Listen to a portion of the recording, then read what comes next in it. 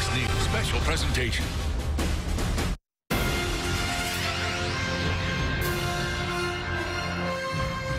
And good evening from Fox News. I'm Shepard Smith, and this is Fox Broadcast Network coverage of President Trump's State of the Union address. The White House says the president plans to lay out the agenda of the American people and to say, together we can break decades of political stalemate. The truth is, the nation is in the middle of a stalemate right now. The president was supposed to give the State of the Union last week, but the House Speaker, Nancy Pelosi, asked him to wait until after the partial government shutdown, the longest in U.S. history. The president and Congress did agree to reopen the government, but only until the 15th of this month. So now, lawmakers from both parties are trying to cut a deal to prevent another shutdown.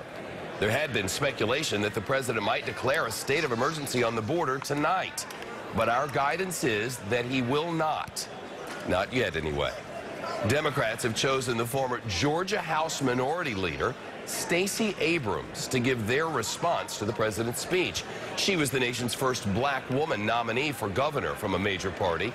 According to excerpts from her speech, Stacey Abrams plans to talk about how she worked with the Republicans in Georgia and to call on politicians in Washington to do the same.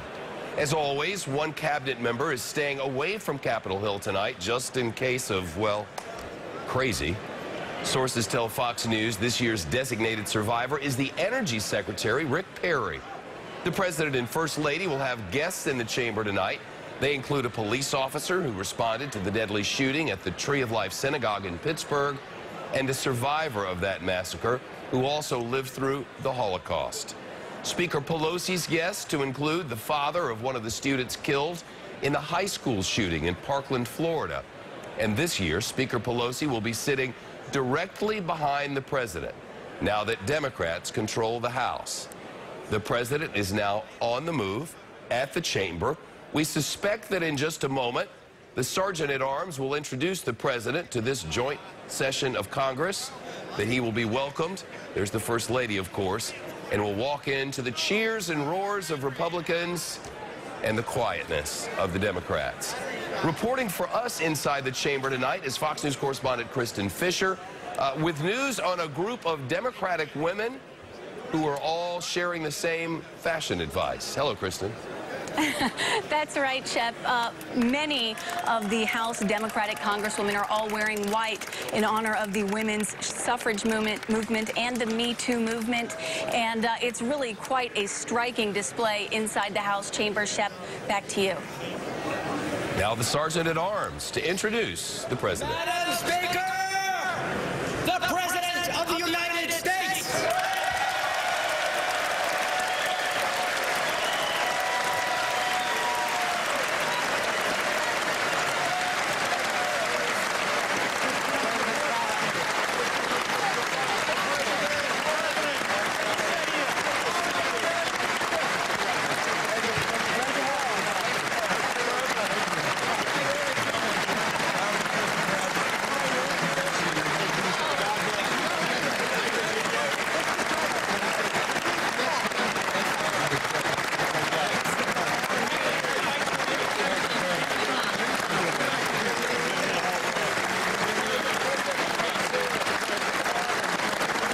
The slots on the aisle coveted by members of the president's party.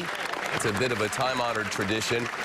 Get a little camera time and maybe a moment with the president. Sarah Sanders, the president's speaker or press secretary, if you will, told us today, expect a night of unity, for unity to be the catchphrase for the president to highlight some of the works that he has already accomplished. Prison reform, a bipartisan example thereof, and to look toward areas where they might be able to cooperate in this very divided atmosphere. Infrastructure, for one, something that the president mentioned in his speech 1 year ago, and other matters as well, including the cost of prescription drugs. But overall, a message of unity. And at the same time, throughout the day, the president has been going after, on Twitter and otherwise, members of the other party, and members of the other party have been going after him. There has been anything but unity throughout the day.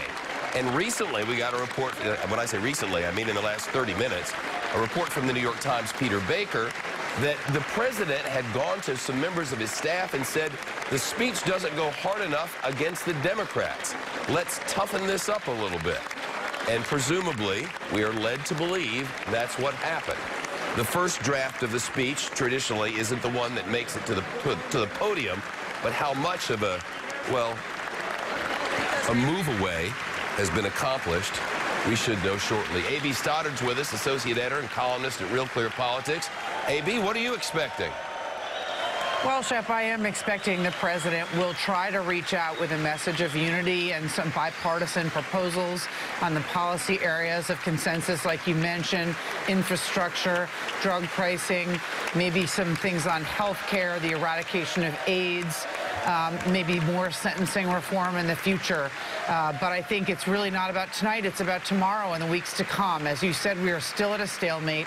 The president needs to reach across his base into the center of the electorate and make sure he wins back the independents who helped elect him in 2016, or he's not going to be able to win re-election in 2020. It won't be an entirely amen chorus tonight, that's for sure. With Nancy Pelosi over his left shoulder, we shall see how the president reacts, how Democrats in the crowd react, and what overall the American people have to say once it's all over with. The State of the Union, slightly delayed, but in the place we're accustomed to seeing it, and now the president should begin his thank yous, and we'll hear the State of the Union. Our understanding of the matter is that he should start speaking very shortly, within the next couple of minutes, and that he will go approximately 45 minutes, followed by the Democratic response. I wonder, A.B., how often we will hear the word wall and how many of his familiar targets will be targets tonight. I guess we'll know soon enough. Right. I mean, I think he's going to have to hammer that message, but he's also going to be reaching out on other things to make sure that it's a message of compromise. Thank you very much, Madam Speaker, Mr. Vice President, members of Congress, the First Lady of the United States.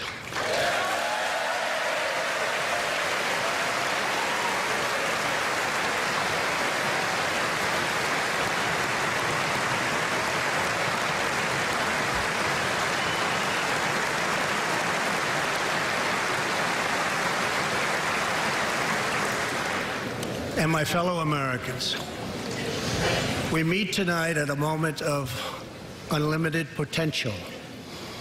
As we begin a new Congress, I stand here ready to work with you to achieve historic breakthroughs for all Americans. Millions of our fellow citizens are watching us now gathered in this great chamber, hoping that we will govern not as two parties, but as one nation.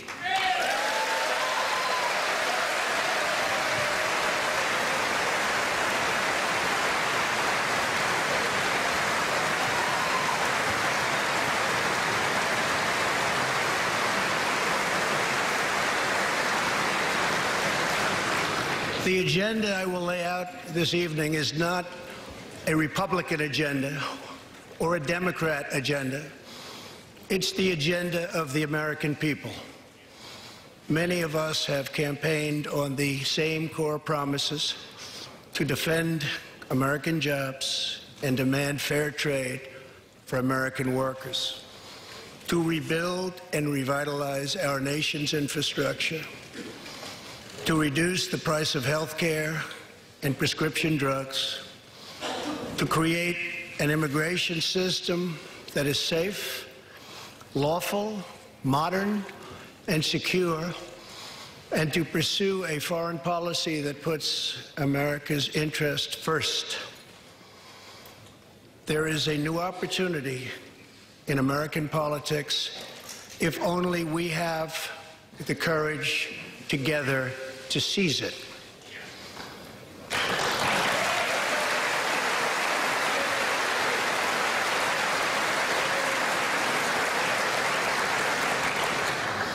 Victory is not winning for our party.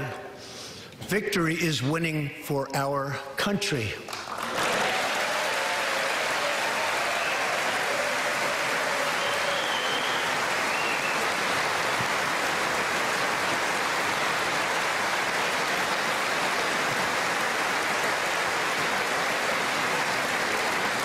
This year, America will recognize two important anniversaries that show us the majesty of America's mission and the power of American pride. In June, we mark 75 years since the start of what General Dwight D. Eisenhower called the Great Crusade, the Allied liberation of Europe in World War II.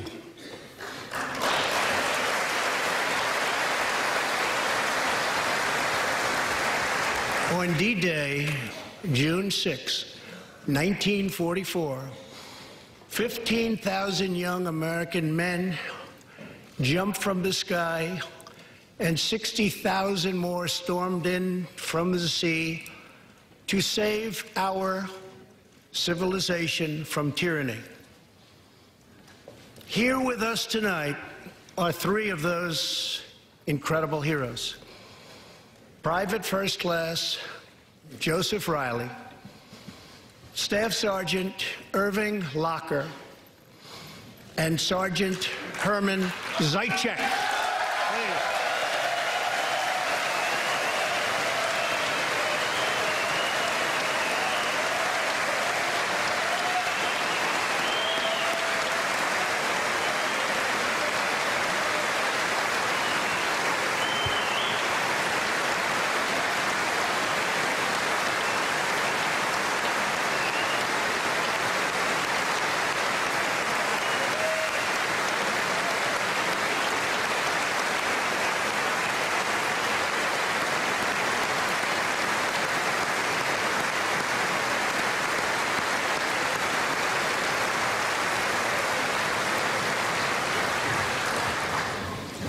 Gentlemen, we salute you.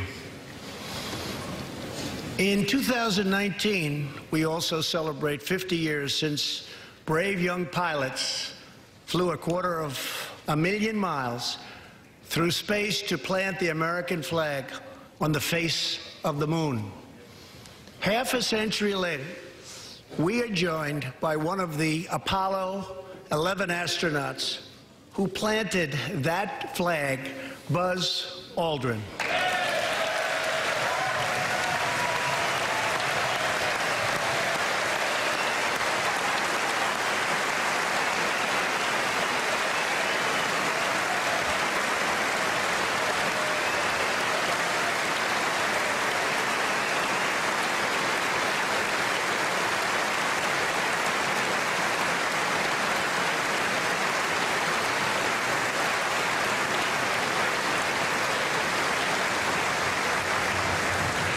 Thank you, Buzz. This year, American astronauts will go back to space on American rockets.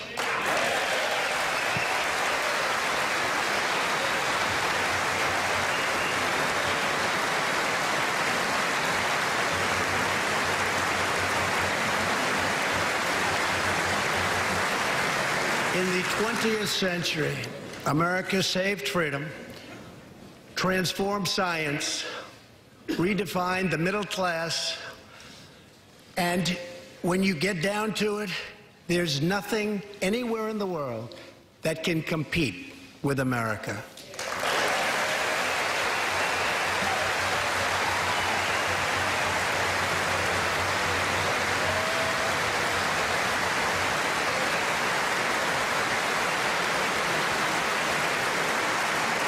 Now we must step boldly and bravely into the next chapter of this great American adventure. And we must create a new standard of living for the 21st century. An amazing quality of life for all of our citizens is within reach. We can make our communities safer, our families stronger, our culture richer, our faith deeper, and our middle class bigger and more prosperous than ever before.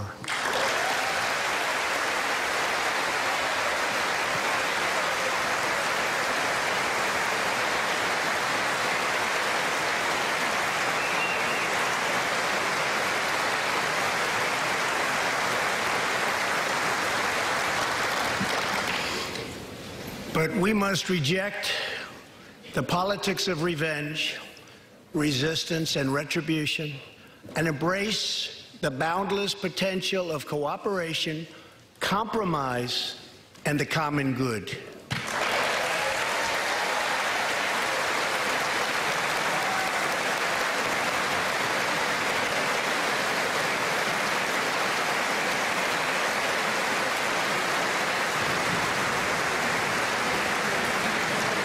Together, we can break decades of political stalemate.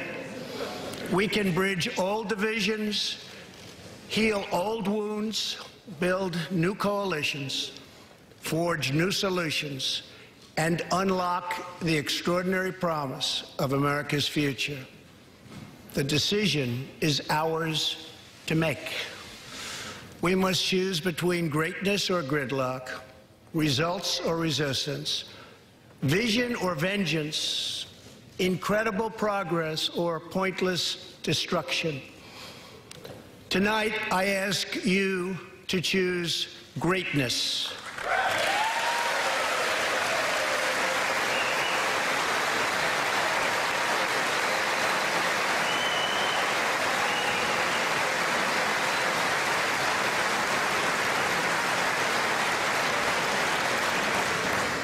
Over the last 2 years, my administration has moved with urgency and historic speed to confront problems neglected by leaders of both parties over many decades. In just over 2 years since the election, we have launched an unprecedented economic boom, a boom that has rarely been seen before. There's been nothing like it. We have created 5.3 million new jobs, and importantly added 600,000 new manufacturing jobs, something which almost everyone said was impossible to do. But the fact is, we are just getting started.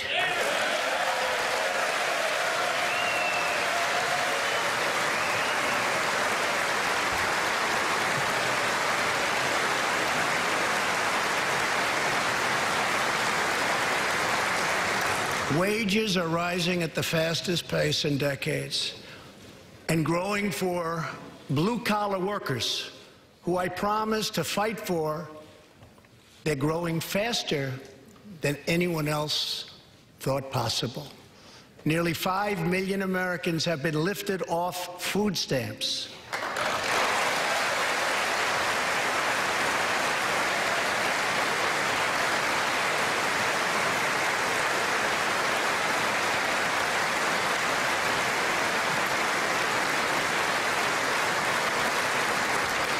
The U.S. economy is growing almost twice as fast today as when I took office, and we are considered far and away the hottest economy anywhere in the world, not even close.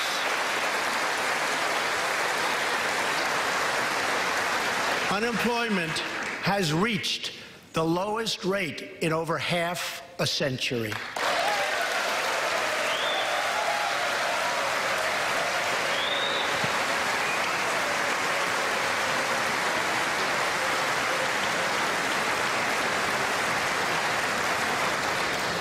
African American, Hispanic American, and Asian American unemployment have all reached their lowest levels ever recorded.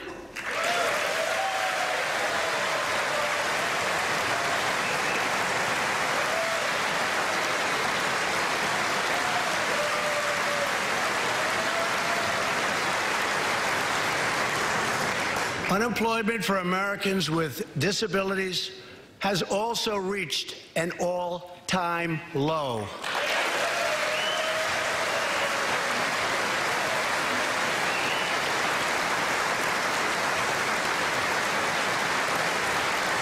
More people are working now than at any time in the history of our country. 157 million people at work.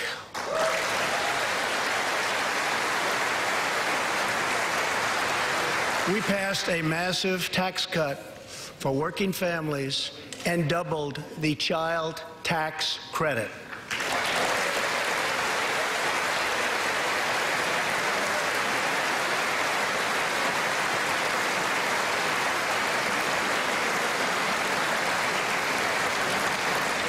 We virtually ended the estate tax, or death tax, as it is often called, on small businesses, for ranches, and also for family farms.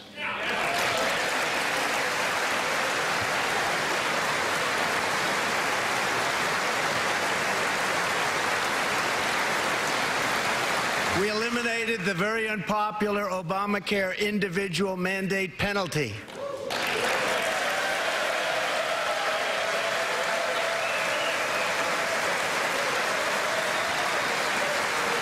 And to give critically ill patients access to life-saving cures, we passed, very importantly, Right to Try.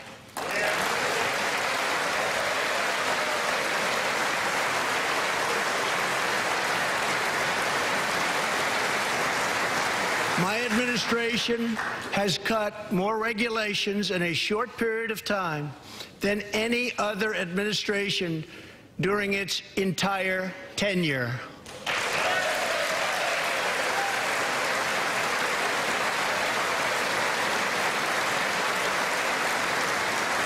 Companies are coming back to our country in large numbers, thanks to our historic reductions in taxes and regulations.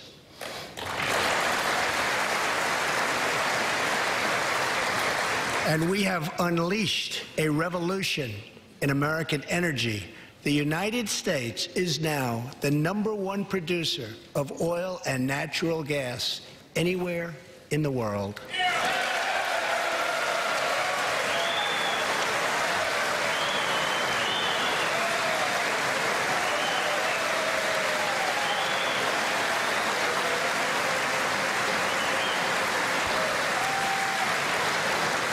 And now, for the first time in 65 years, we are a net exporter of energy.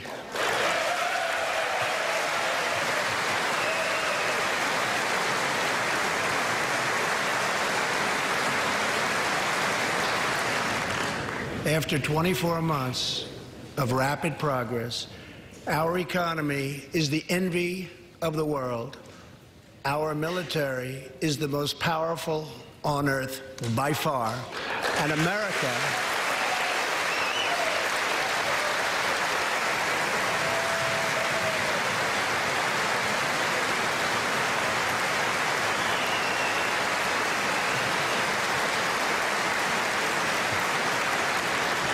America is again winning each and every day.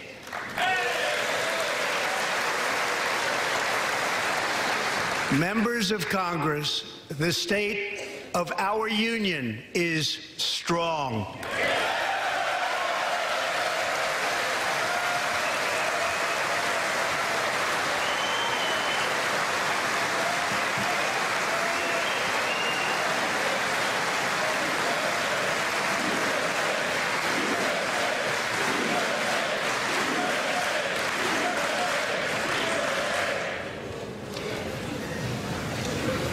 That sounds so good.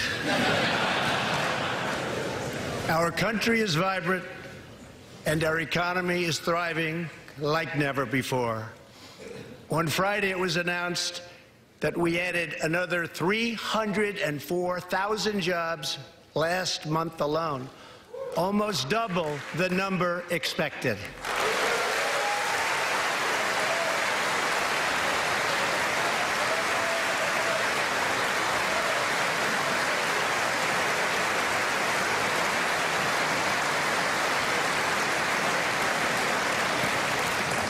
An economic miracle is taking place in the United States, and the only thing that can stop it are foolish wars, politics, or ridiculous partisan investigations.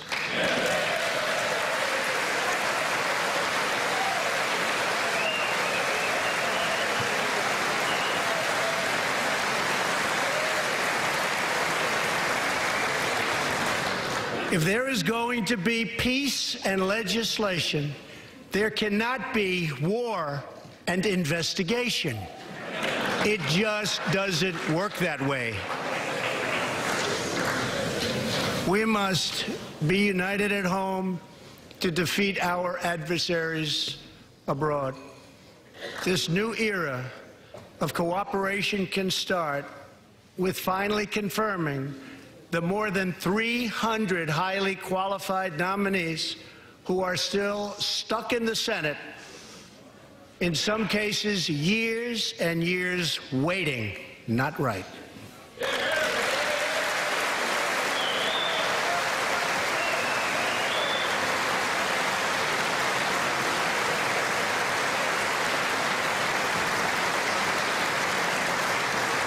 The Senate has failed to act on these nominations, which is unfair to the nominees and very unfair to our country. Now is the time for bipartisan action. Believe it or not, we have already proven that that's possible. In the last Congress, both parties came together to pass unprecedented legislation to confront the opioid crisis, a sweeping new farm bill, historic VA reforms, and after 4 decades of rejection, we passed VA accountability so that we can finally terminate those who mistreat our wonderful veterans.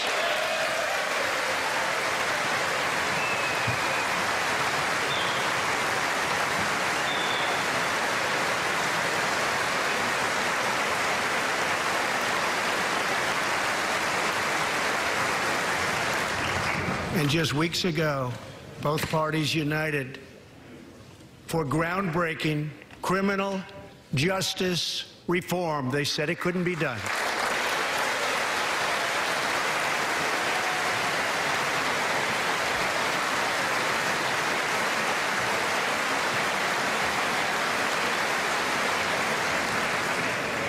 Last year, I heard through friends the story of Alice Johnson. I was deeply moved. In 1997, Alice was sentenced to life in prison as a first-time nonviolent drug offender. Over the next 22 years, she became a prison minister, inspiring others to choose a better path. She had a big impact on that prison population and far beyond. Alice's story underscores the disparities and unfairness that can exist in criminal sentencing and the need to remedy this total injustice. She served almost that 22 years and had expected to be in prison for the remainder of her life. In June, I commuted Alice's sentence. When I saw Alice's beautiful family greet her at the prison gates, hugging and kissing and crying and laughing, I knew I did something right. Alice is with us tonight, and she is a terrific woman. Terrific. Alice, please.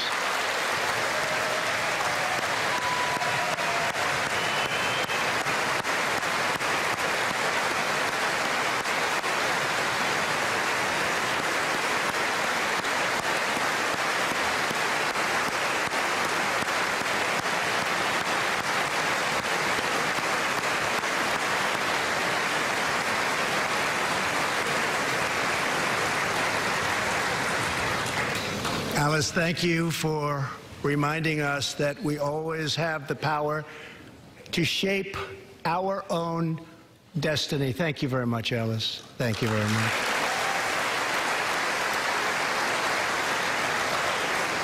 Inspired by stories like Alice's, my administration worked closely with members of both parties to sign the First Step Act into law. Big deal. It's a big deal.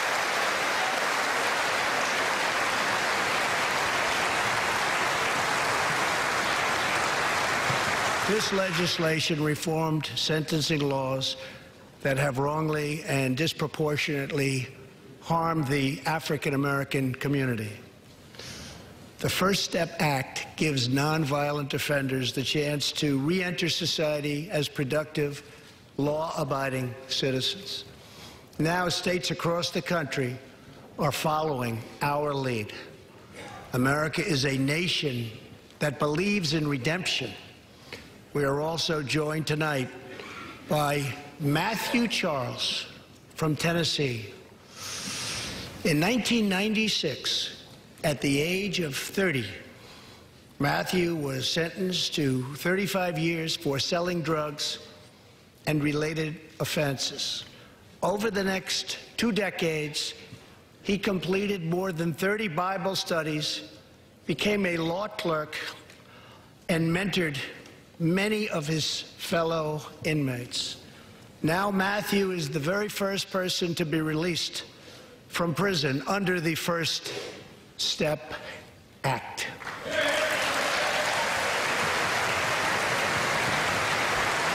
Matthew, please.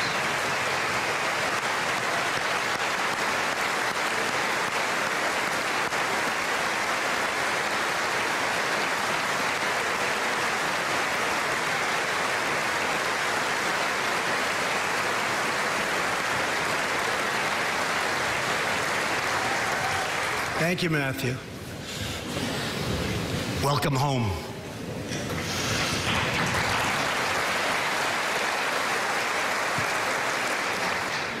Now, Republicans and Democrats must join forces again to confront an urgent national crisis. Congress has 10 days left to pass a bill that will fund our government, protect our homeland, and secure our very dangerous southern border. Now is the time for Congress to show the world that America is committed to ending illegal immigration and putting the ruthless coyotes, cartels, drug dealers, and human traffickers out of business.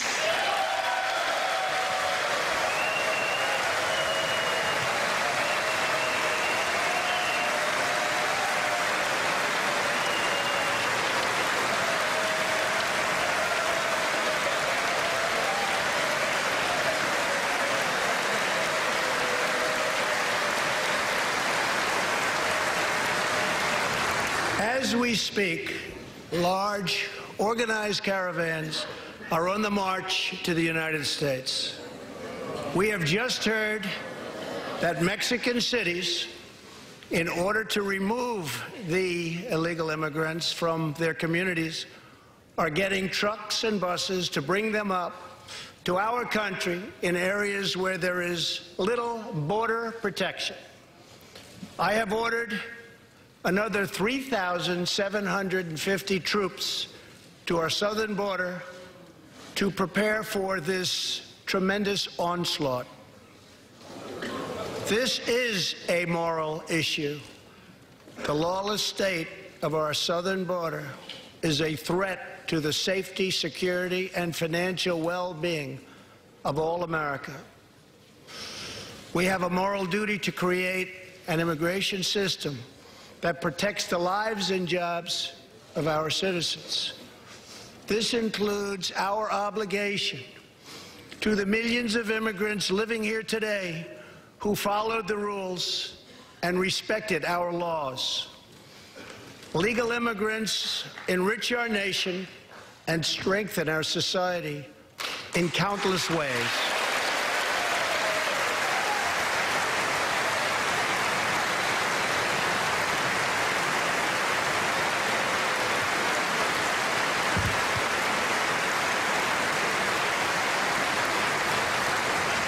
I want people to come into our country in the largest numbers ever, but they have to come in legally.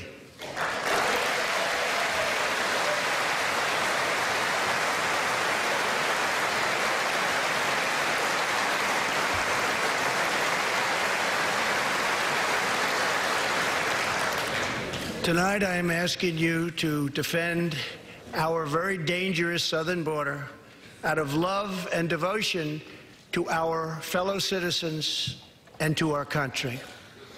No issue better illustrates the divide between America's working class and America's political class than illegal immigration. Wealthy politicians and donors push for open borders while living their lives behind walls and gates and guards.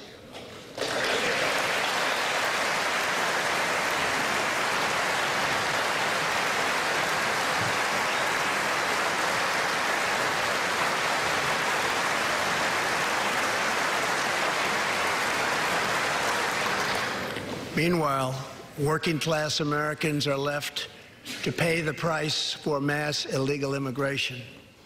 Reduced jobs, lower wages, overburdened schools, hospitals that are so crowded you can't get in, increased crime, and a depleted social safety net.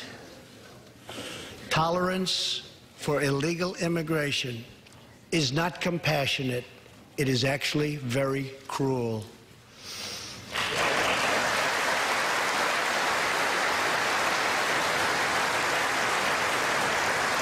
One in 3 women is sexually assaulted on the long journey north. Smugglers use migrant children as human pawns to exploit our laws and gain access to our country. Human traffickers and sex traffickers take advantage of the wide open areas between our ports of entry to smuggle thousands of young girls and women into the United States and to sell them into prostitution and modern-day slavery. Tens of thousands of innocent Americans are killed by lethal drugs that cross our border and flood into our cities, including meth, heroin, cocaine, and fentanyl. The savage gang, MS-13, now operates in at least 20 different American states, and they almost all come through our southern border. Just yesterday, an MS-13 gang member was taken into custody for a fatal shooting on a subway platform in New York City. We are removing these gang members by the thousands, but until we secure our border, they're going to keep streaming right back in. Year after year, countless Americans are murdered by criminal, illegal aliens. I've gotten to know many wonderful angel moms and dads and families.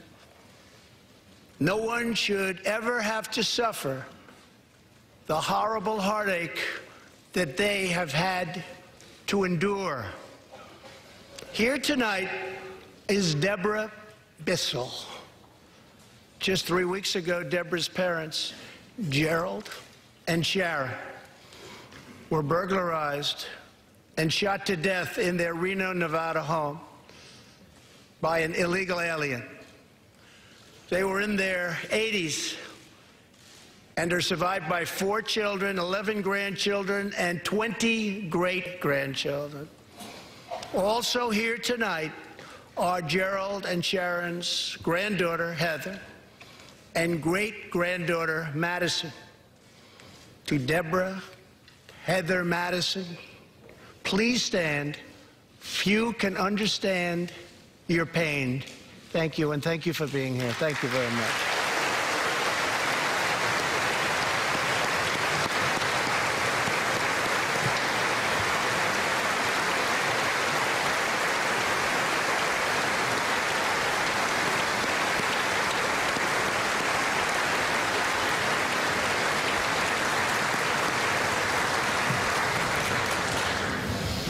I will never forget, and I will fight for the memory of Gerald and Sharon, that it should never happen again.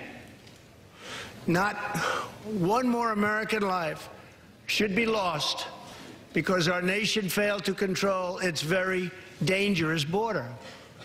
In the last 2 years, our brave ICE officers made 266,000 arrests of criminal aliens, including those charged or convicted of nearly 100,000 assaults, 30,000 sex crimes, and 4,000 killings or murders. We are joined tonight by one of those law enforcement heroes, ICE Special Agent Elvin Hernandez. When Elvin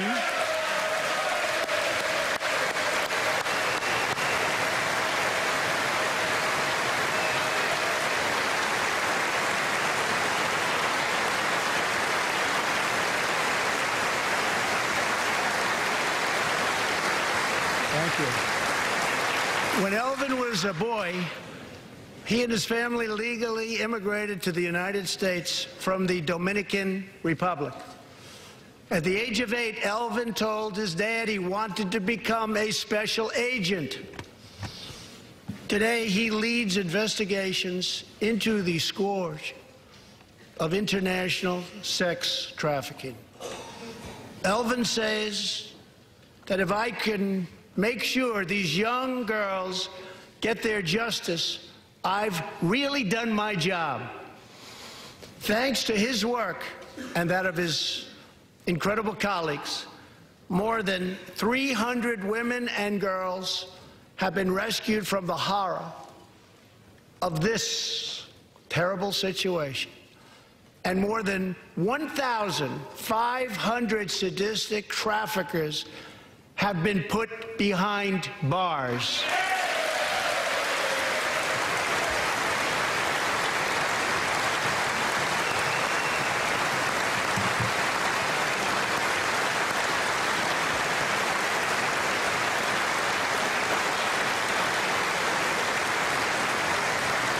Thank you, Alan. We will always support the brave men and women of law enforcement. And I pledge to you tonight that I will never abolish our heroes from ICE. Thank you.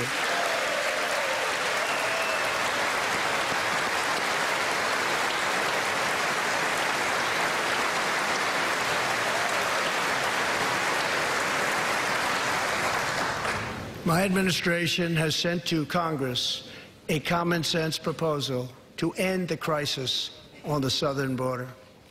It includes humanitarian assistance, more law enforcement, drug detection at our ports, closing loopholes that enable child smuggling, and plans for a new physical barrier or wall to secure the vast areas between our ports of entry.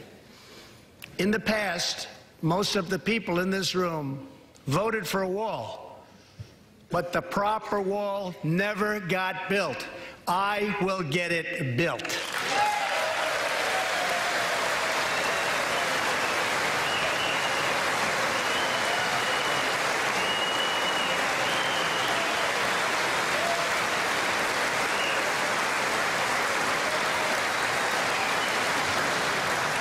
This is a smart, strategic, see-through steel barrier, not just a simple concrete wall. It will be deployed in the areas identified by the border agents as having the greatest need.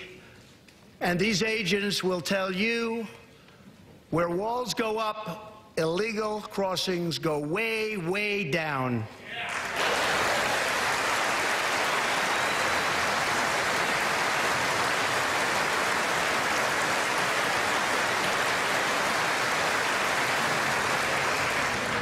San Diego used to have the most illegal border crossings in our country. In response, a strong security wall was put in place. This powerful barrier almost completely ended illegal crossings. The border city of El Paso, Texas, used to have extremely high rates of violent crime, one of the highest in the entire country, and considered one of our nation's most dangerous cities. Now, immediately upon its building, with a powerful barrier in place, El Paso is one of the safest cities in our country. Simply put, walls work and walls save lives.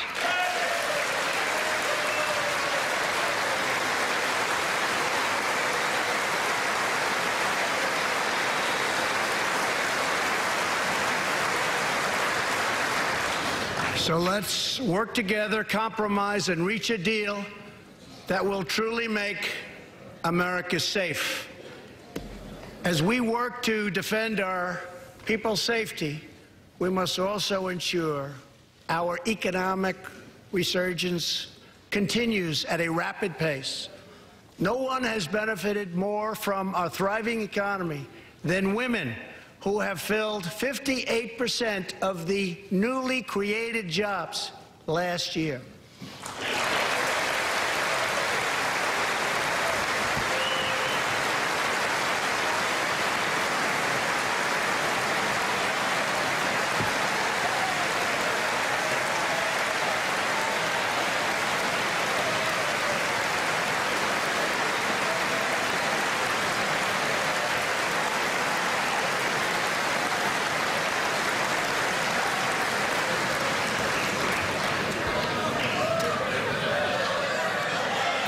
You weren't supposed to do that. Thank you very much. Thank you very much.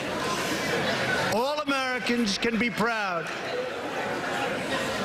that we have more women in the workforce than ever before.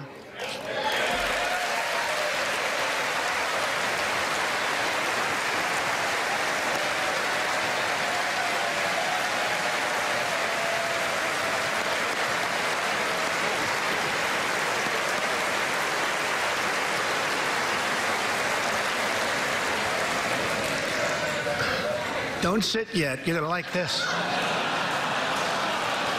And exactly 1 century after Congress passed the constitutional amendment giving women the right to vote, we also have more women serving in Congress than at any time before.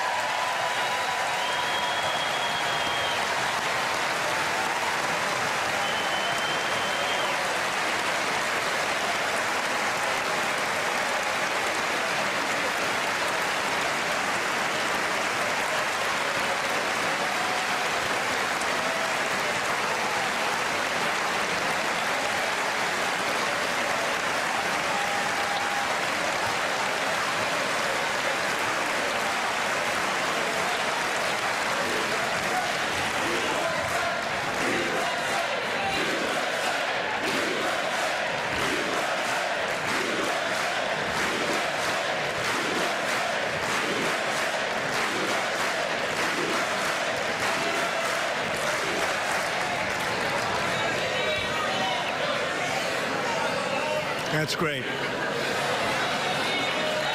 Really great. And congratulations. That's great. As part of our commitment to improving opportunity for women everywhere, this Thursday, we are launching the first ever government-wide initiative focused on economic empowerment for women in developing countries. To build on, thank you. To build on our incredible economic success, one priority is paramount: reversing decades of calamitous trade policies. So bad. We are now making it clear to China that after years of targeting our industries and stealing our intellectual property, the theft of American jobs and wealth has come to an end.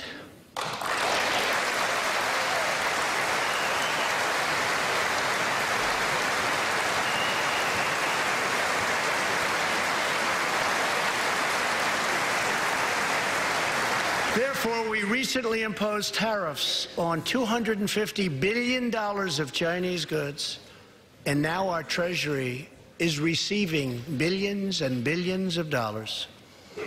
But I don't blame China for taking advantage of us. I blame our leaders and representatives for allowing this travesty to happen. I have great respect for President Xi, and we are now working on a new trade deal with China. But it must include real structural change to end unfair trade practices, reduce our chronic trade deficit, and protect American jobs.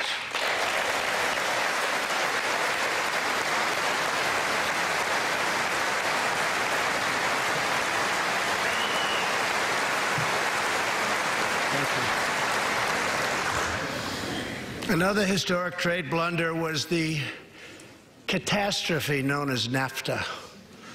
I have met the men and women of Michigan, Ohio, Pennsylvania, Indiana, New Hampshire, and many other states whose dreams were shattered by the signing of NAFTA. For years, politicians promised them they would renegotiate for a better deal, but no one ever tried until now. Our new U.S.-Mexico-Canada agreement, the USMCA, will replace NAFTA and deliver for American workers like they haven't had delivered to for a long time. I hope you can pass the USMCA into law so that we can bring back our manufacturing jobs in even greater numbers, expand American agriculture, protect intellectual property, and ensure that more cars are proudly stamped with our 4 beautiful words, made in the USA.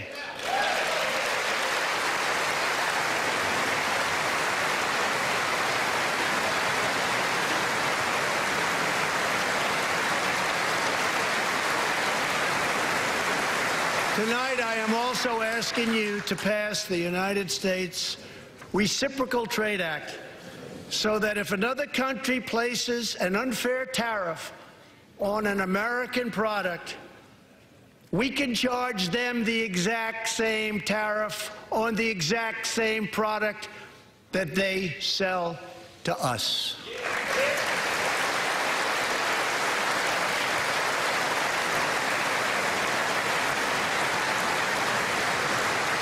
Both parties should be able to unite for a great rebuilding of America's crumbling infrastructure.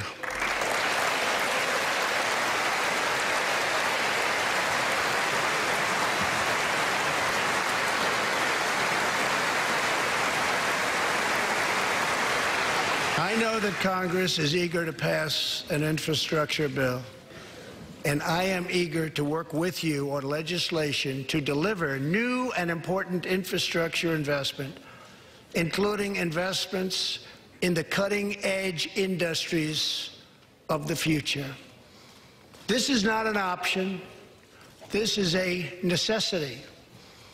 The next major priority for me and for all of us should be to lower the cost of health care and prescription drugs, and to protect patients with pre-existing conditions.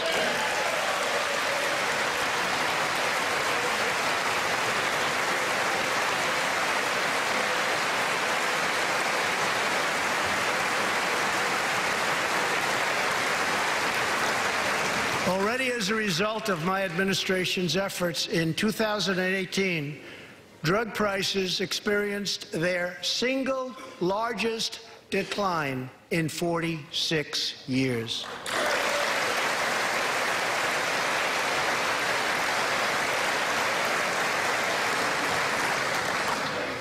But we must do more.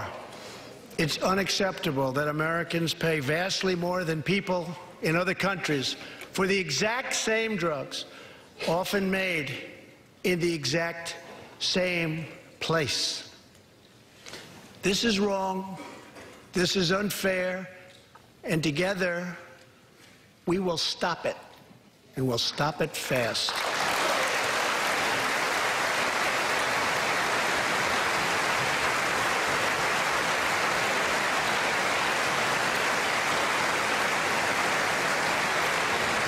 I am asking Congress to pass legislation that finally takes on the problem of global freeloading and delivers fairness and price transparency for American patients, finally.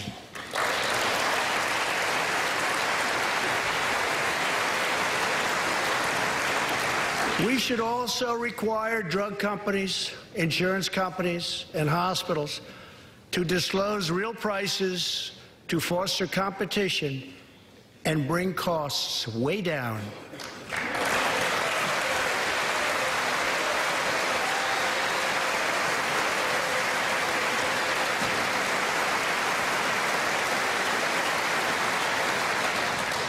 No force in history has done more to advance the human condition than American freedom. In recent years,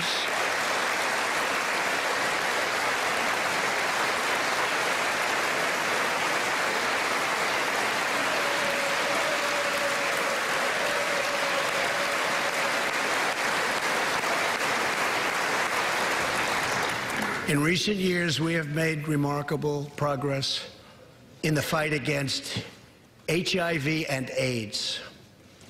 Scientific breakthroughs have brought a once distant dream within reach.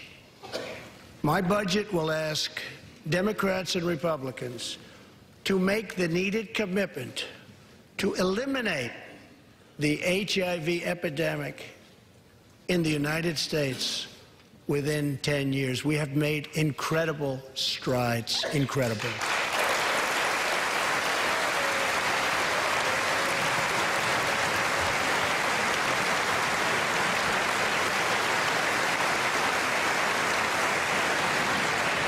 Together, we will defeat AIDS in America and beyond.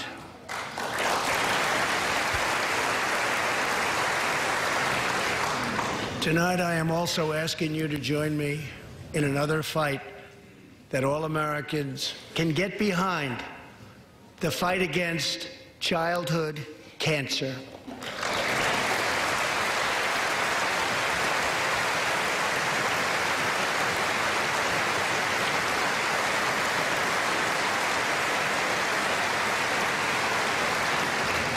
Joining Melania in the gallery this evening is a very brave 10-year-old girl, Grace Eline. Every birthday,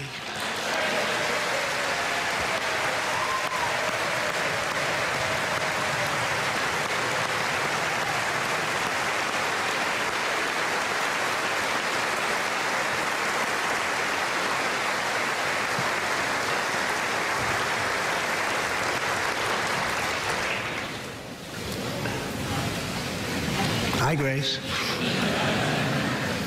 Every birthday since she was 4, Grace asked her friends to donate to St. Jude's Children's Hospital.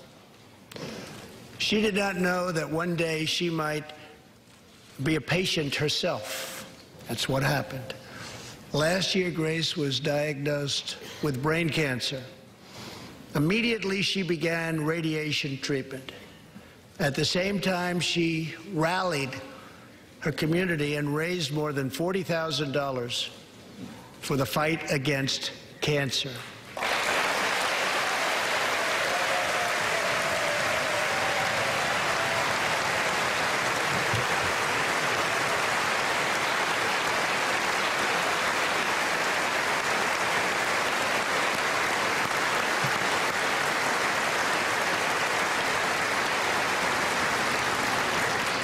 When Grace completed treatment last fall, her doctors and nurses cheered.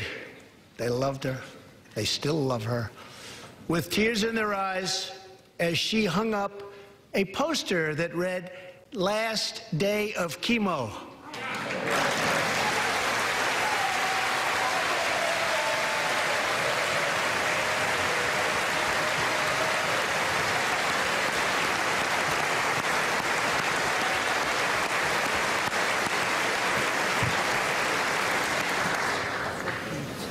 Thank you very much, Grace. You are a great inspiration to everyone in this room. Thank you very much.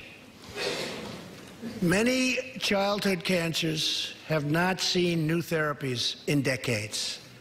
My budget will ask Congress for $500 million over the next 10 years to fund this critical life-saving research. To help support working parents, the time has come to pass school choice for Americans' children.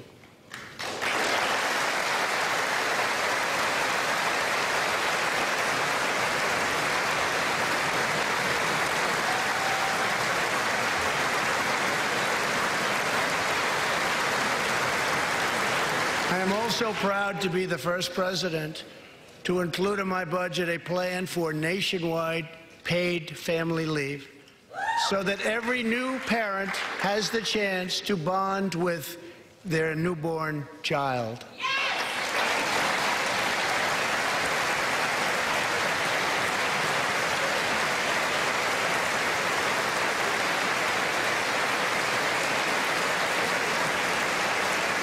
There could be no greater contrast to the beautiful image of a mother holding her infant child than the chilling displays our nation saw in recent days.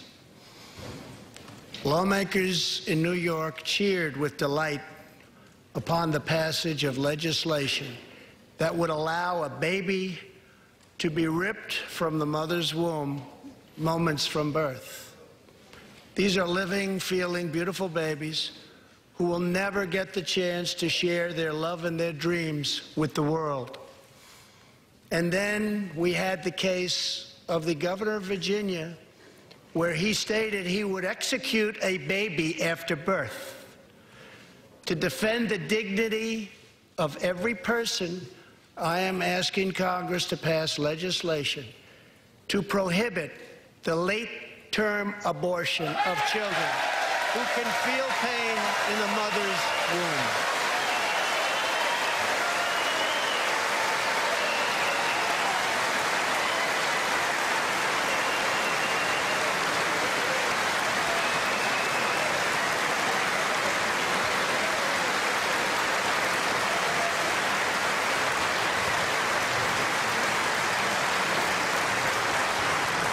Let us work together to build a culture that cherishes innocent life.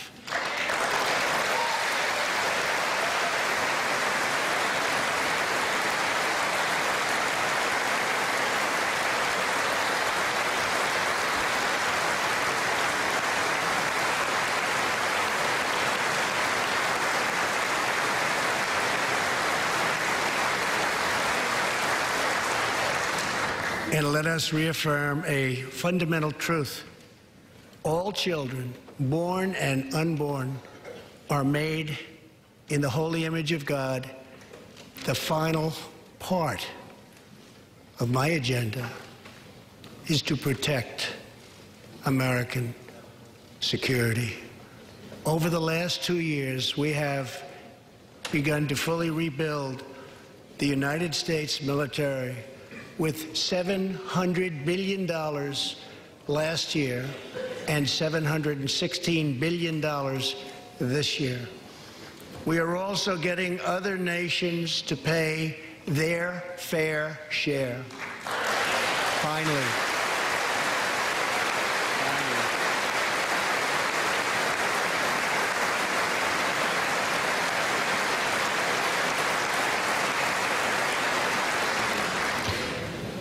For years, the United States was being treated very unfairly by friends of ours, members of NATO. But now we have secured, over the last couple of years, more than $100 billion of increase in defense spending from our NATO allies. They said it couldn't be done.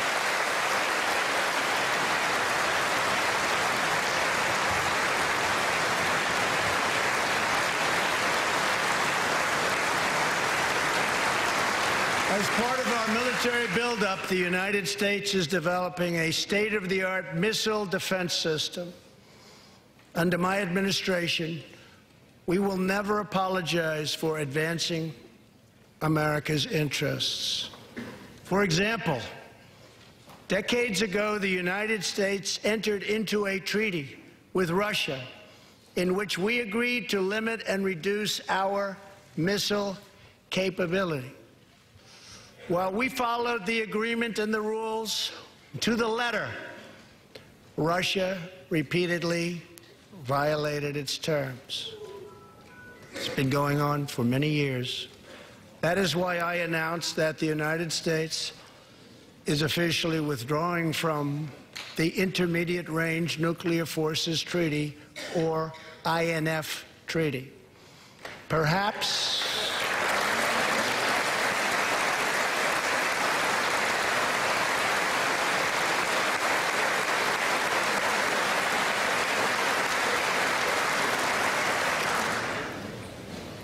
we really have no choice. Perhaps we can negotiate a different agreement, adding China and others, or perhaps we can't, in which case we will outspend and out-innovate all others by far.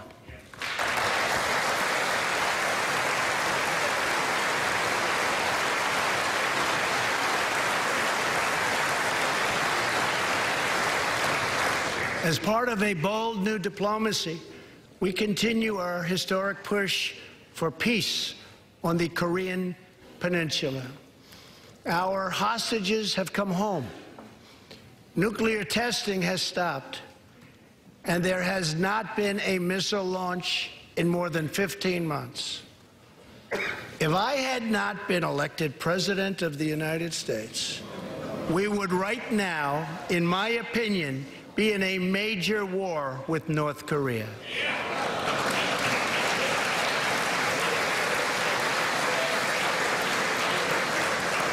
Much work remains to be done, but my relationship with Kim Jong-un is a good one.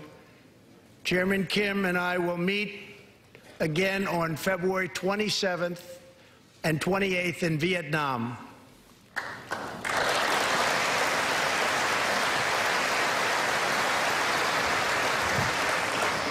Two weeks ago, the United States officially recognized the legitimate government of Venezuela and its new president, Juan Guaido.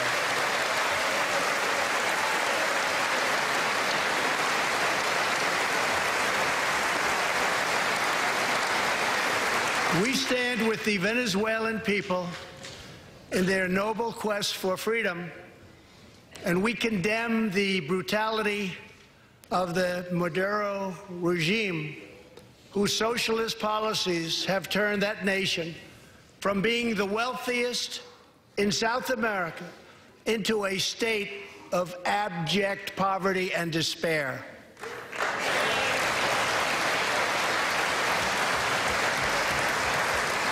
Here in the United States, we are alarmed by the new calls to adopt socialism in our country.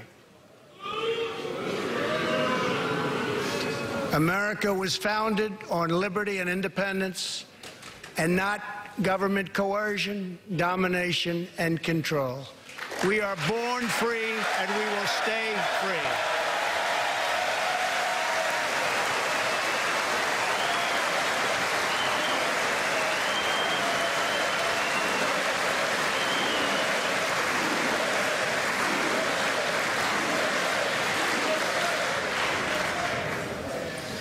Tonight, we renew our resolve that America will never be a socialist country.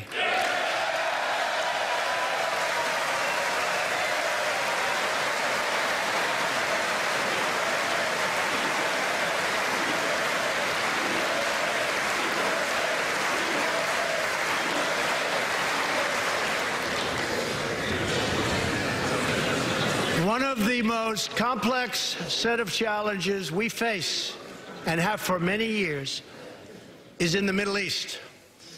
Our approach is based on principled realism. not discredited theories that have failed for decades to yield progress. For this reason, my administration recognized the true capital of Israel and proudly opened the American Embassy in Jerusalem.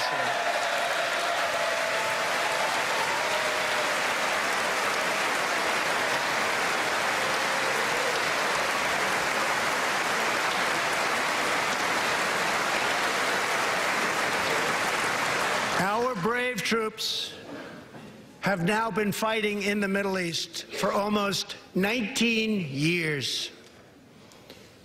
In Afghanistan and Iraq, nearly 7,000 American heroes have given their lives. More than 52,000 Americans have been badly wounded. We have spent more than $7 trillion in fighting wars in the Middle East. As a candidate for president, I loudly pledged a new approach. Great nations do not fight endless wars.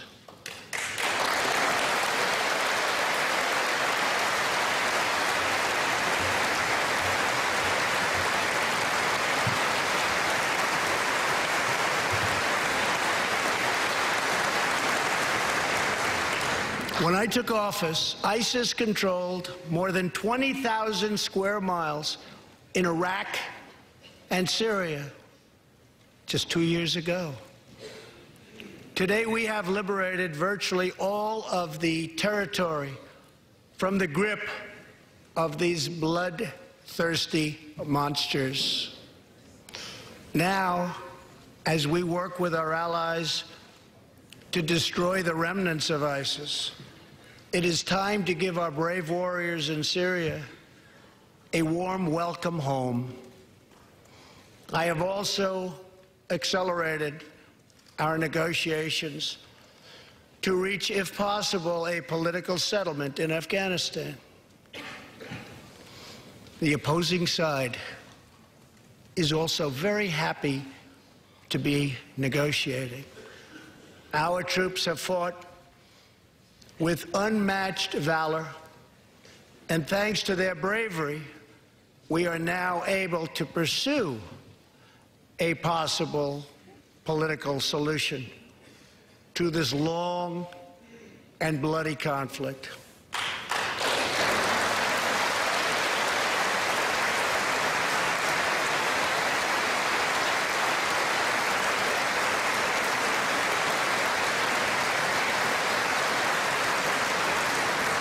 In Afghanistan, my administration is holding constructive talks with a number of Afghan groups, including the Taliban.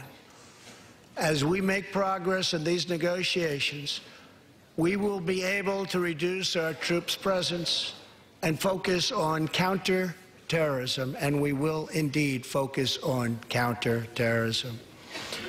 We do not know whether we'll achieve an agreement, but we do know that after 2 decades of war, the hour has come to at least try for peace, and the other side would like to do the same thing. It's time.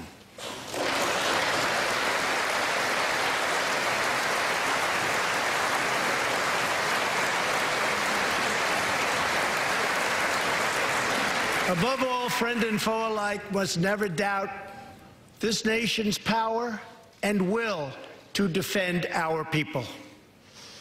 18 years ago, violent terrorists attacked the USS Cole, and last month, American forces killed one of the leaders of that attack.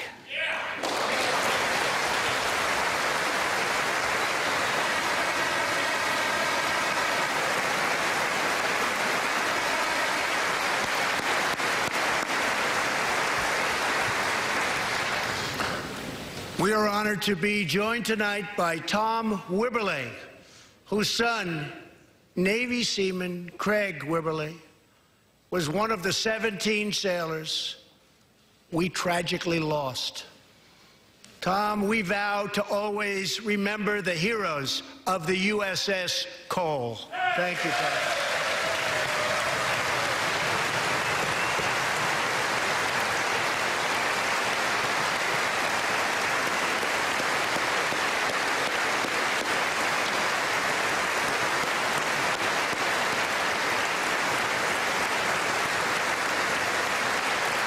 My administration has acted decisively to confront the world's leading state sponsor of terror, the radical regime in Iran. It is a radical regime.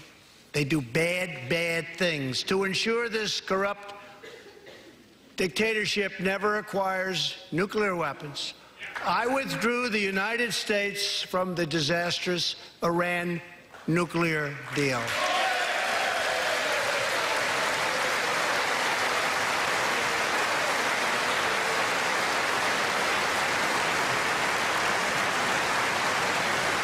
And last fall, we put in place the toughest sanctions ever imposed by us on a country. We will not avert our eyes from a regime that chants death to America and threatens genocide against the Jewish people.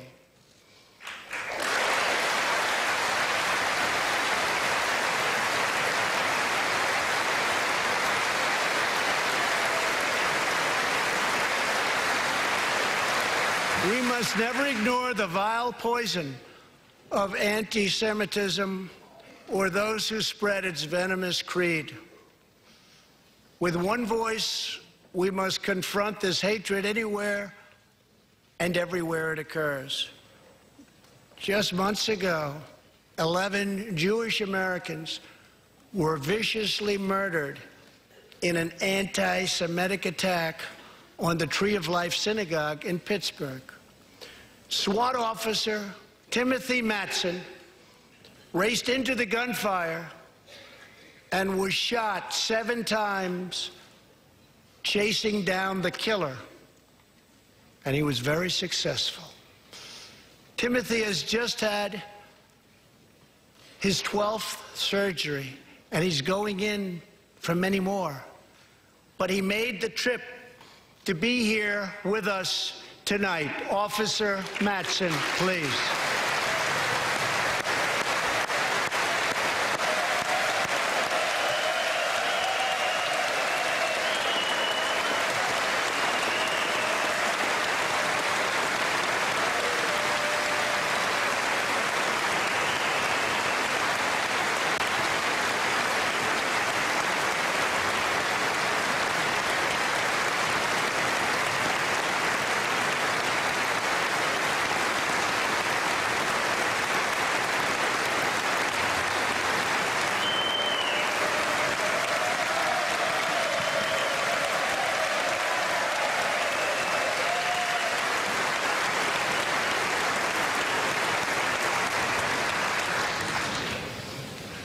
Thank you. We are forever grateful. Thank you very much.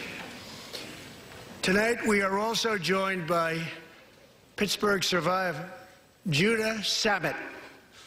He arrived at the synagogue as the massacre began. But not only did Judah narrowly escape death last fall, more than 7 decades ago, he narrowly survived the Nazi concentration camps. Today is Judah's 81st birthday.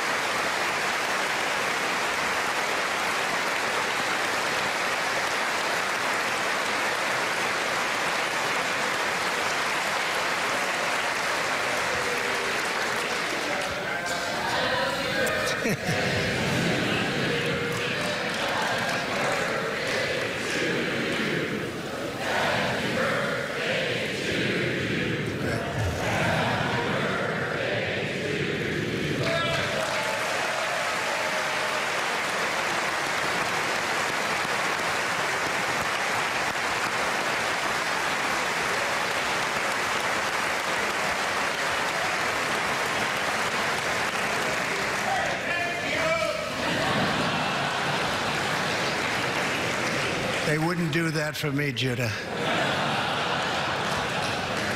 Judah says he can still remember the exact moment nearly 75 years ago, after 10 months in a concentration camp, when he and his family were put on a train and told they were going to another camp. Suddenly, the train screeched to a very strong halt. A soldier appeared.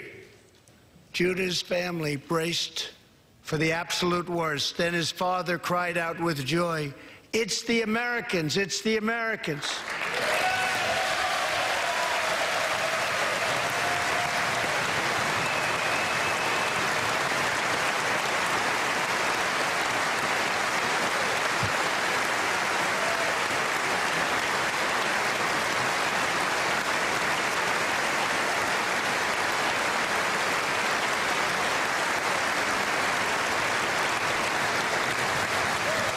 Thank you.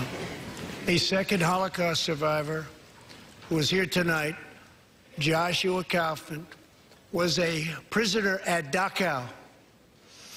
He remembers watching through a hole in the wall of a cattle car as American soldiers rolled in with tanks.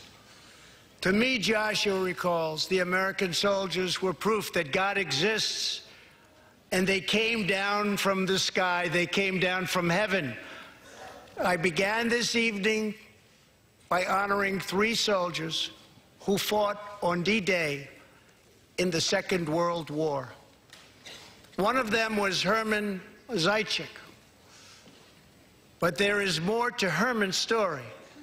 A year after he stormed the beaches of Normandy, Herman was one of the American soldiers who helped liberate Dachau.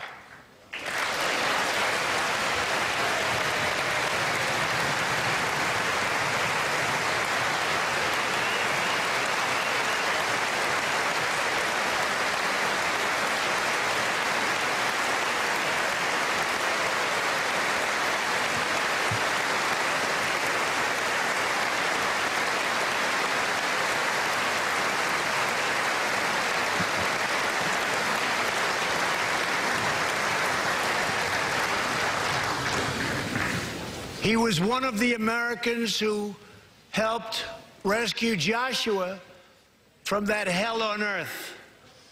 Almost 75 years later, Herman and Joshua are both together in the gallery tonight, seated side by side, here in the home of American freedom. Herman and Joshua, your presence this evening is very much appreciated. Thank you very much.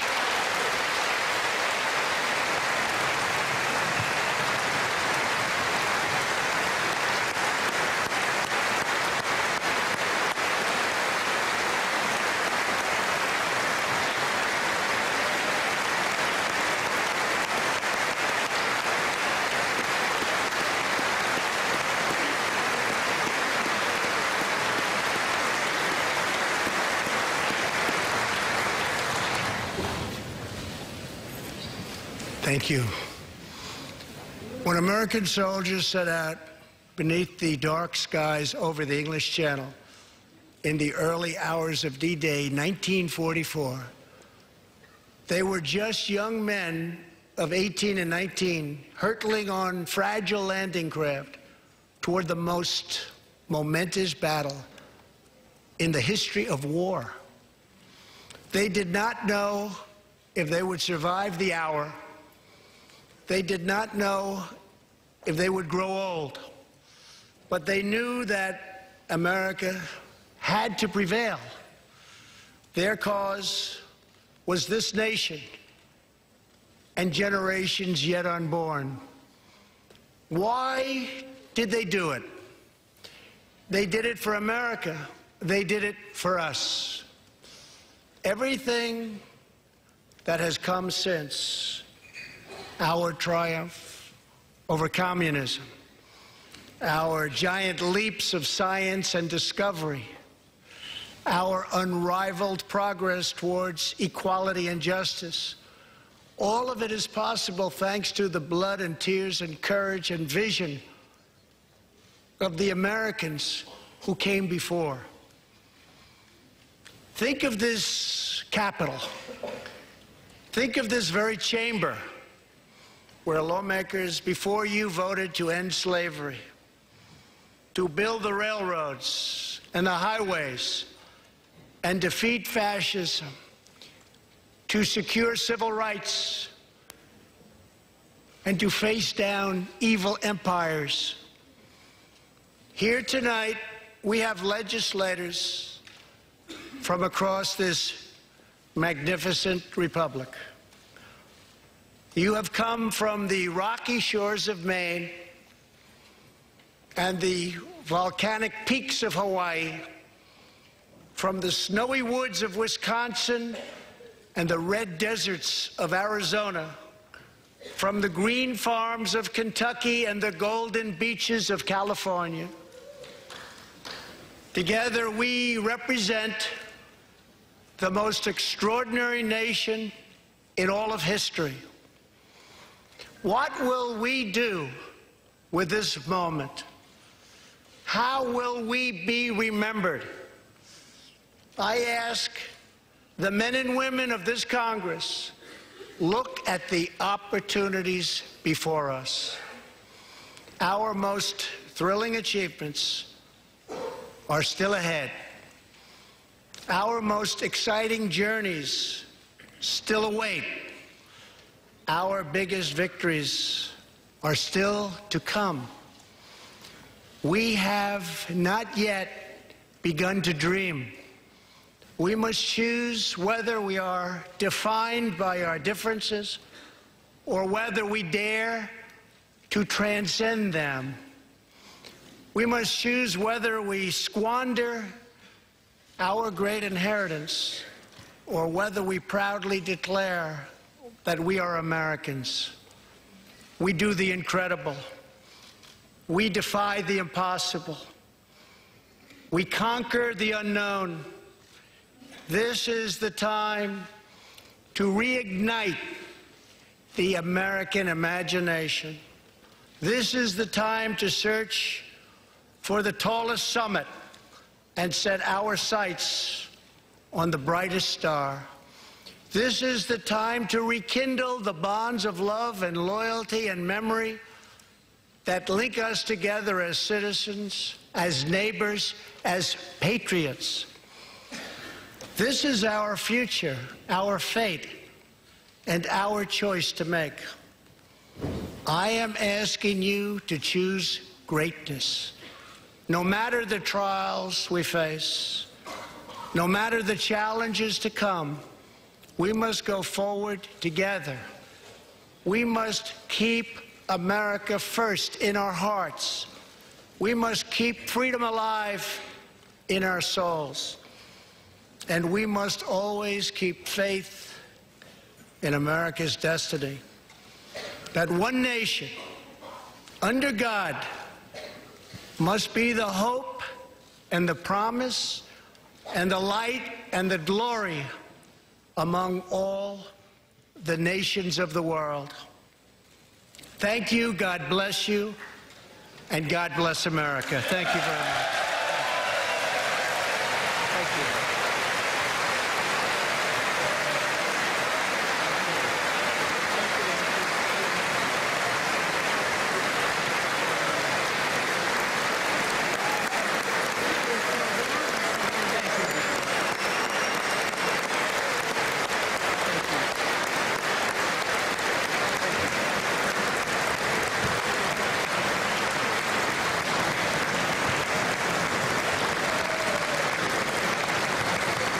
Choose Greatness, the theme tonight from the President of the United States in the State of the Union address from a joint session of Congress. I'm Shepard Smith in New York, joined by A.B. Stoddard, the associate editor and columnist at RealClearPolitics.com.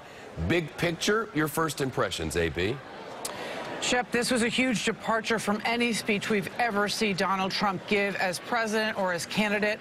He has never spoken in these speeches about liberty and freedom the way he did tonight, a call to history he doesn't usually make, cherishing America's exceptionalism, talking about our imagination, our hope, light, loyalty, love. This is not the kind of stuff he usually calls upon in speeches. That is the opposite of the American carnage speech that he made the day he was inaugurated. He is clearly determined to reset.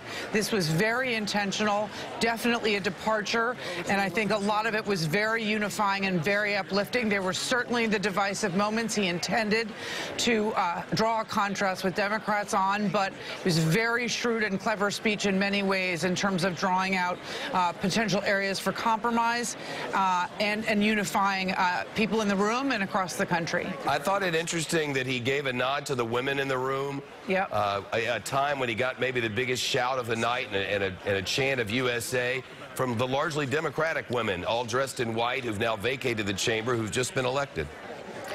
Yes, they were elected on a huge anti-Trump energy wave, but he really had them eating out of the palm of his hand. It was a very clever device to talk about the right to vote that women earned, the number of women in serving in Congress, and he had started that talking about the number of women who have seen new jobs in his administration, forcing them to their feet to applause at the encouragement of their female speaker after wanting to sit there and sort of stay dour like they had through so many of his economic indicators that he was sort of, bragging about in his record, that they refused to celebrate the number of employment for people with disabilities, people off food stamps, things they should have been applauding. So that moment that you described was so significant, and I think we'll be talking about it for years.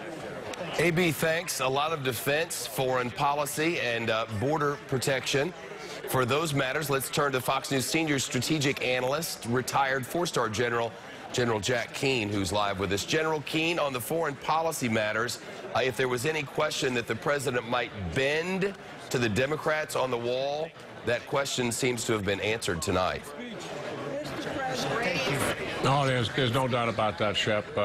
Clearly, he's as strong as he's ever been on that. He knows he has the Republican Party and his base at his back here, and given the evidence that's been taking place at the border, he probably has new supporters as a result of it.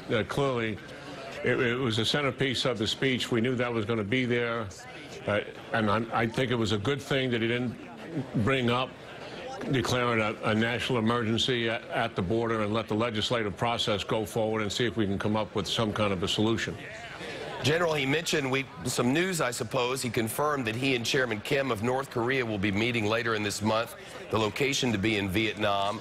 The first meeting, the United States had been seeking from North Korea CVID, complete, verifiable, irreversible disarmament. We've not received that, or anything else for that matter, from the North Koreans of note in the way of policy. Is another meeting a good idea?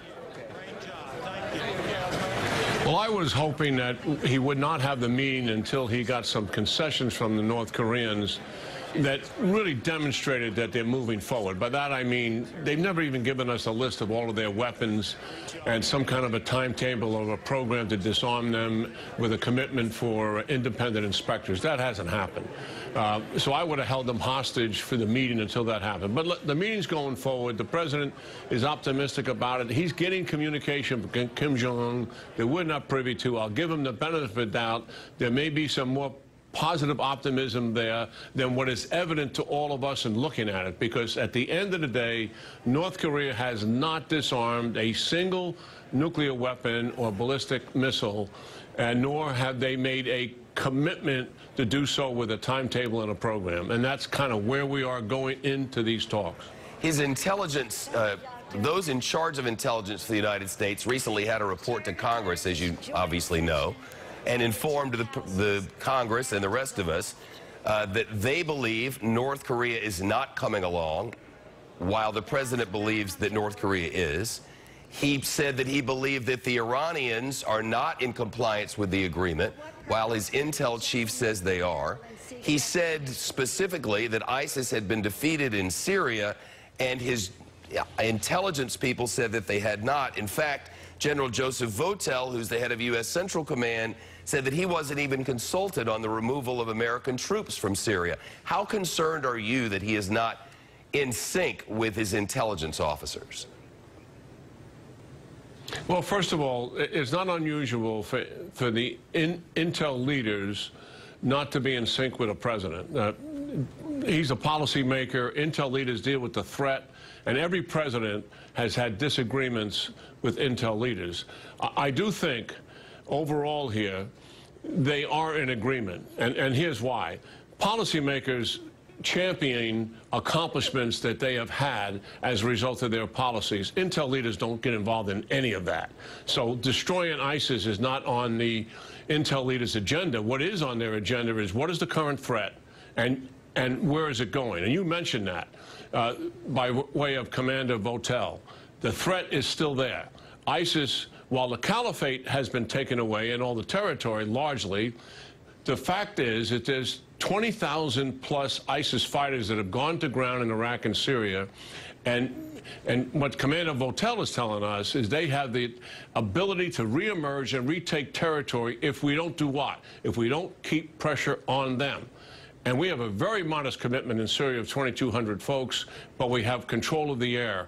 We've got to maintain control of the air. We have 60,000 Syrian fighters on the ground who are willing to fight, and we need to help them in that. It does not take a significant commitment to do that. So that is the concern that we're here being voiced from the Pentagon and their leaders. General Keane, as always, many thanks. Back to A.B. Stoddard now. In just a moment, we'll be hearing from Stacey Abrams, who will give the Democratic response. But before we do that, A.B., any thoughts on whether this might begin, at least, to bridge any partisan divides so that on the biggest issue of the day, by the president's own making, that border control could become something where there might be some sort of compromise? We will see in the next 10 days, Shep. It's really about what happens in that room between Republicans and Democrats who are trying to come up with a compromise. They were waiting for to see what the president would say. If he continues to threaten a declaration of an emergency between now and the end of next week, it's still a stalemate, and people just don't know where he's headed in terms of his final decision. And how do you believe that the base, that the president's base, which they are clearly of the belief that they cannot win without it in the next election and that they could possibly win with only it, how will the base receive this? I mean, I think the base should be very happy that the president made a speech in which he was reaching out to the middle and trying to, again, win back those voters in the center that helped him win the first time. That said, his base wants him to keep fighting for that wall. If he goes to a somewhat, a murky deal with the Democrats before Friday the 15th that doesn't really have a wall, they're going to accuse him of caving. A.B. Stoddard, thanks so much. Now the former Georgia House Minority Leader Stacey Abrams will give the Democratic response. Last year, she became the nation's first African-American woman nominee for governor from a major party. The race was so close that it almost went to a runoff. And it made Abrams one of the party's rising stars. The House Speaker Nancy Pelosi says Stacey Abrams embodies the American dream and will deliver what Nancy Pelosi calls a powerful message of progress for all. The top Democrat in the Senate, Chuck Schumer, calls Abrams one of our country's present and future leaders. And tonight, he called President Trump her warm-up act. Now, Stacey Abrams of Georgia with the Democratic response. Good evening, my fellow Americans, and happy Lunar New Year. I'm Stacey Abrams, and I'm honored to join the conversation about the state of our union. Growing up, my family went back and forth between lower middle class and working class. Yet even when they came home weary and bone-tired, my parents found a way to show us all who we could be. My librarian mother taught us to love learning.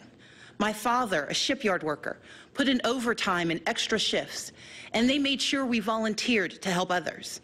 Later, they both became United Methodist ministers, an expression of the faith that guides us.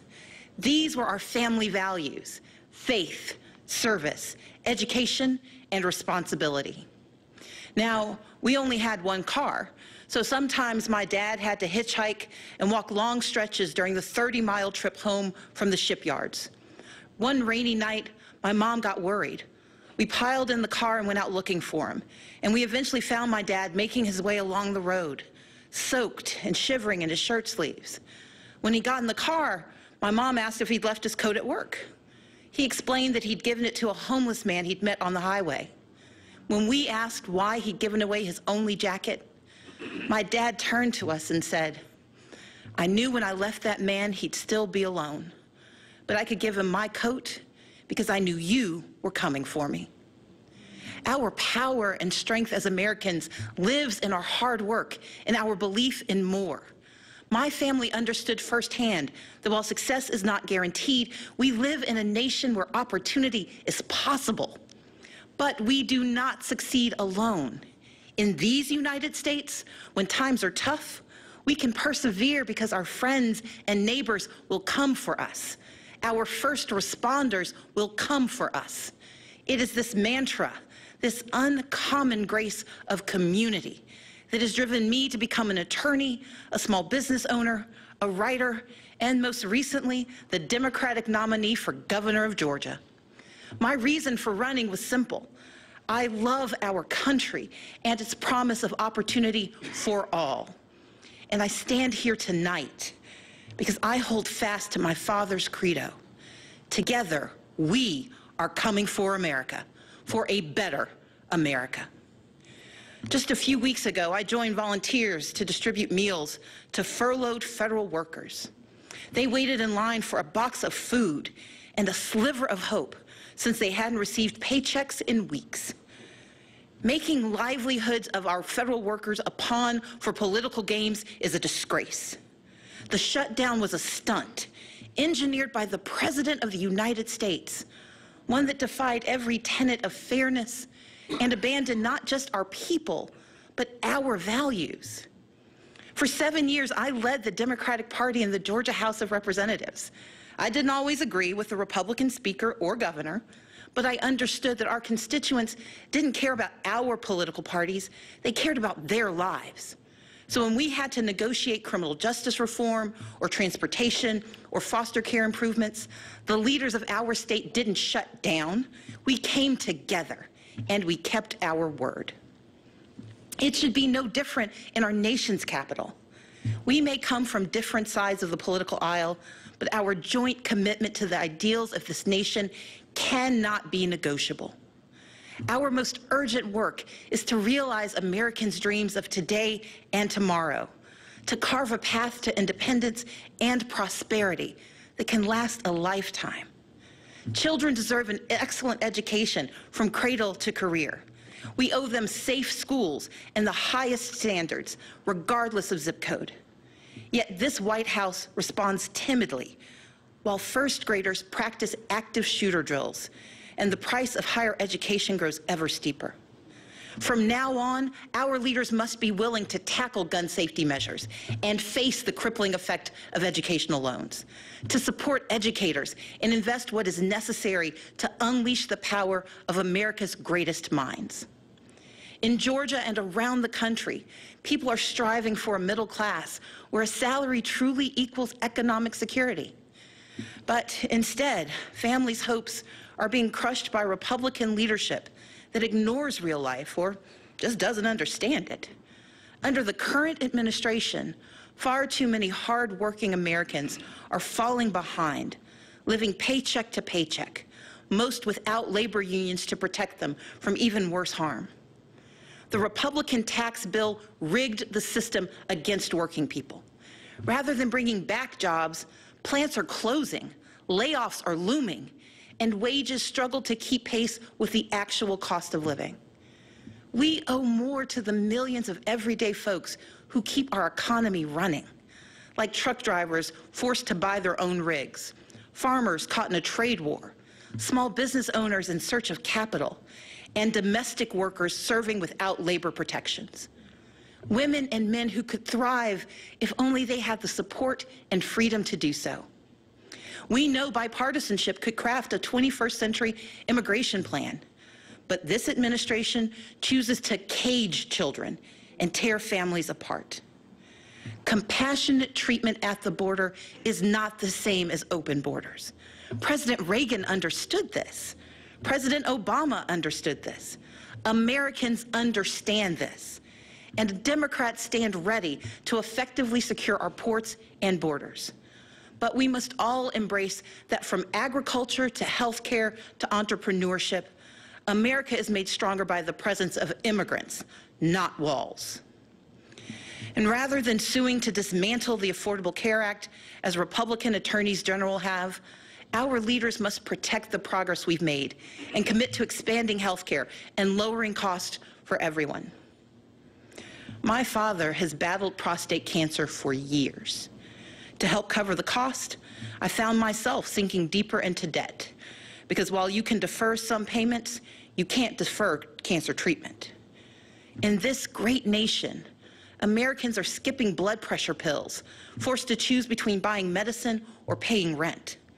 Maternal mortality rates show that mothers, especially Black mothers, risk death to give birth. And in 14 states, including my home state, where a majority want it, our leaders refuse to expand Medicaid, which could save rural hospitals, save economies, and save lives. We can do so much more. Take action on climate change. Defend individual liberties with fair-minded judges. But none of these ambitions are possible without the bedrock guarantee of our right to vote. Let's be clear. Voter suppression is real. From making it harder to register and stay on the rolls, to moving and closing polling places, to rejecting lawful ballots, we can no longer ignore these threats to democracy. While I acknowledge the results of the 2018 election here in Georgia, I did not, and we cannot, accept efforts to undermine our right to vote. That's why I started a nonpartisan organization called Fair Fight to advocate for voting rights. This is the next battle for our democracy, one where all eligible citizens can have their say about the vision we want for our country. We must reject the cynicism that says allowing every eligible vote to be cast and counted is a power grab. Americans understand that these are the values our brave men and women in uniform and our veterans risk their lives to defend. The foundation of our moral leadership around the globe is free and fair elections, where voters pick their leaders, not where politicians pick their voters. In this time of division and crisis, we must come together and stand for and with one another. America has stumbled time and again on its quest towards justice and equality. But with each generation, we have revisited our fundamental truths, and where we falter, we make amends. We fought Jim Crow with the Civil Rights Act and the Voting Rights Act. Yet we continue to confront racism from our past and in our present, which is why we must hold everyone from the highest offices to our own families accountable for racist words and deeds, and call racism what it is: wrong. America achieved a measure of reproductive justice in Roe v. Wade, but we must never forget it is immoral to allow politicians to harm women and families to advance a political agenda. We affirmed marriage equality, and yet the LGBTQ community remains under attack. So, even as I am very disappointed by the president's approach to our problems, I still don't want him to fail. But we need him to tell the truth, and to respect his duties, and respect the extraordinary diversity that defines America. Our progress has always been found in the refuge, in the basic instinct of the American experiment, to do right by our people. And with a renewed commitment to social and economic justice, we will create a stronger America together. Because America wins by fighting for our shared values against all enemies, foreign and domestic. That is who we are. And when we do so, never wavering, the state of our union will always be strong. Thank you, and may God bless the United States of America.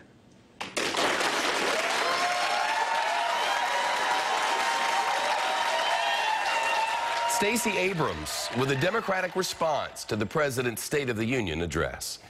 Up next on Fox, your late local news on the East Coast. On the West Coast, the new celebrity competition, The Masked Singer. I'm Shepard Smith, Fox News, New York.